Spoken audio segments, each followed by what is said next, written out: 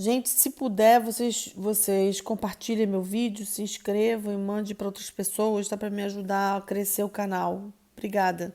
Eu fiz 2 vídeos com o mesmo assunto porque eu gravei sem fone, depois eu gravei de novo. Deixa lá. Enfim, teve um erro.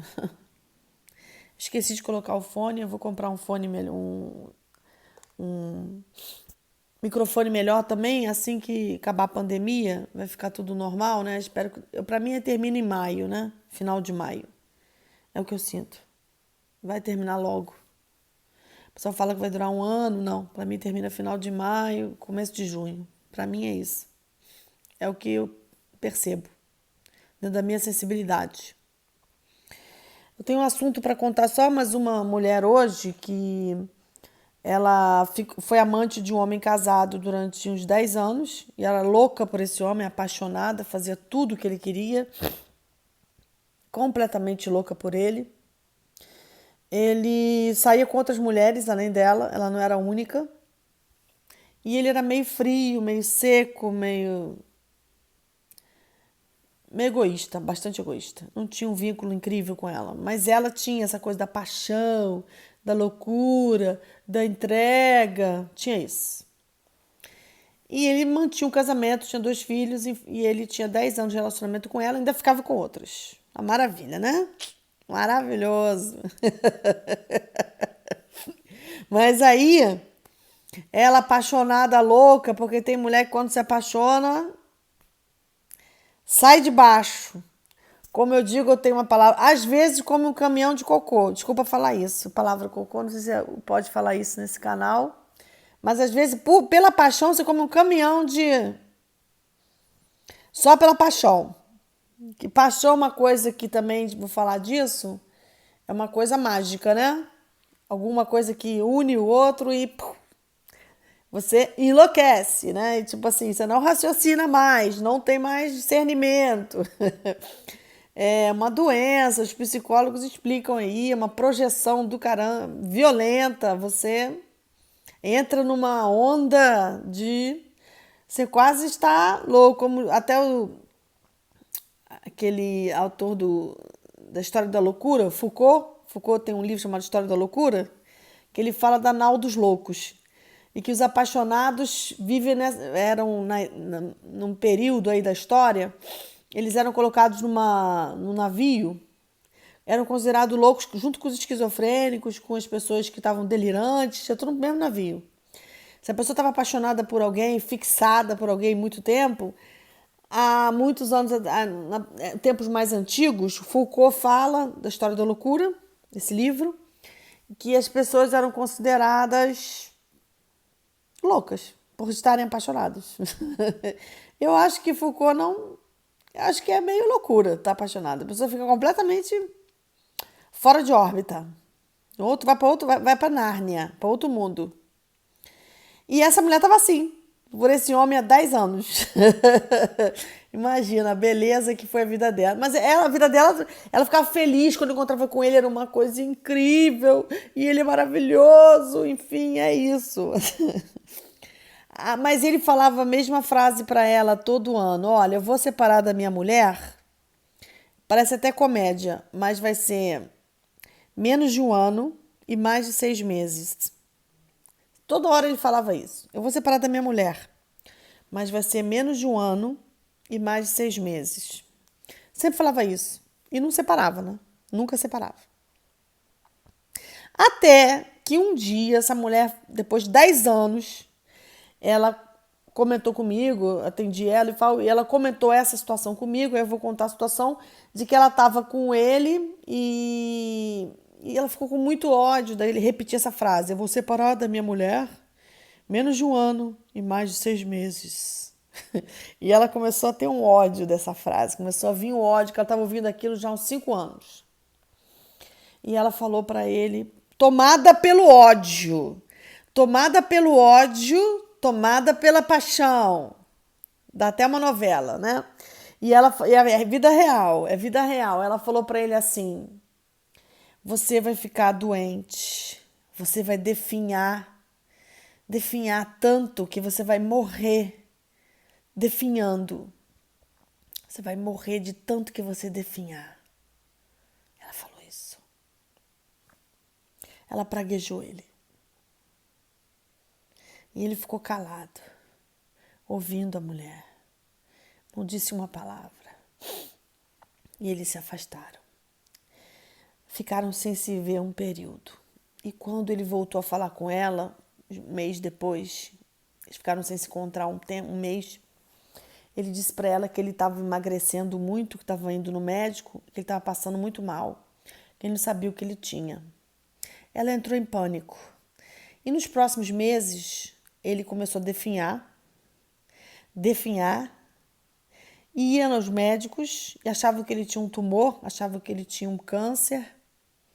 Ninguém achava nada, mas ele ia definhando, ia ficando cada vez mais. E os médicos não sabiam o que ele tinha, e ele falava para ela que estava cada vez mais fraco, cada vez estava definhando mais. E os médicos não sabiam o que ele tinha, e ela veio me procurar. Ela veio me procurar nesse período para dizer que ela tinha certeza de que ele estava definhando por conta do praguejamento que ela fez para ele, porque ela fez tomada de muito ódio e muita paixão. E ela queria que eu ajudasse a tirar esse praguejamento. E, gente, eu fiz muita coisa. Fiz muita coisa que eu podia. E vou falar para vocês uma coisa. Era impossível tirar isso. E aí eu conversei com uma pessoa que tem conhecimento de muitas coisas.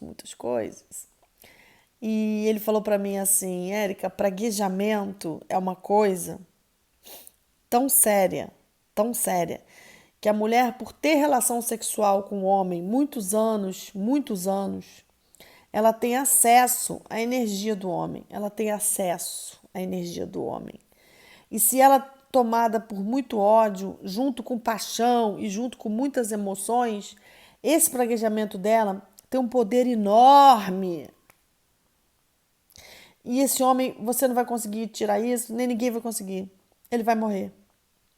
Diga para ela, o praguejamento foi maior do que o amor dela. Porque ela, na hora que ela praguejou, ela sentiu muito ódio e ela amava muito ele. Então foi uma mistura de amor e ódio e muitas sensações, muitas emoções. E ela tinha acesso à energia dele porque ela transava com ele, tinha relações sexuais com ele há 10 anos. Ele vai morrer. E, gente, ele morreu. E olha, os médicos não sabem o que era. Acharam que era um tumor, mas não acharam um tumor.